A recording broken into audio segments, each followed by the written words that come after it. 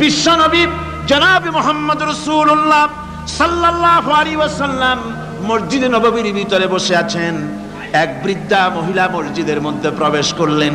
হুজুর বৃদ্ধাকে দেখে দাঁড়ায় গেলেন, বিশ্বনবী বুড়ি মেয়ে লোককে দেখে দাঁড়ায় গেলেন। আল্লাহর নবী বুড়িকে দেখে দাঁড়ালেন।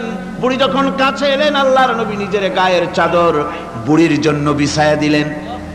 বুড়ি বসলেন। এরপরে কথাবার্তা সারার পর বুড়ি যখন বিদায় হবেন, হুজুর আবার দাঁড়ালেন। বুড়ি মহিলা চলে গেলেন।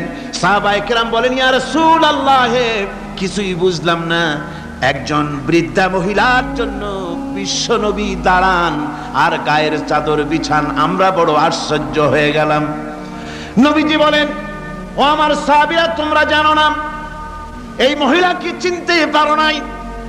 আমি আমার মায়ের দুধ আমার জীবনে কিসমতে তেমন হয় নাই, আমি আমার মায়ের দুধ তেমন কিসমতে পাই নাই।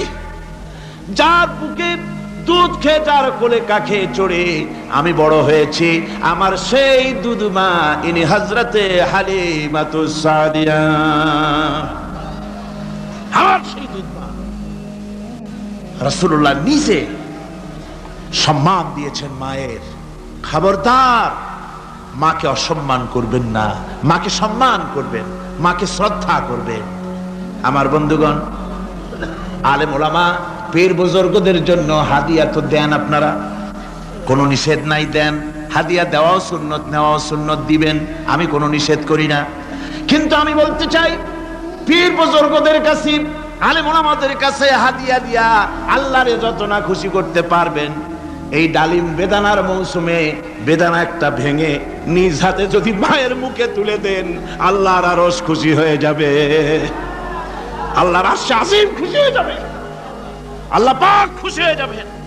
মায়ের খাওয়াও, বাপকে খাওয়াও, তোমার সবচেয়ে বড় পীর তিনি। সুবহানাল্লাহ, পড়ো সুবহানাল্লাহ।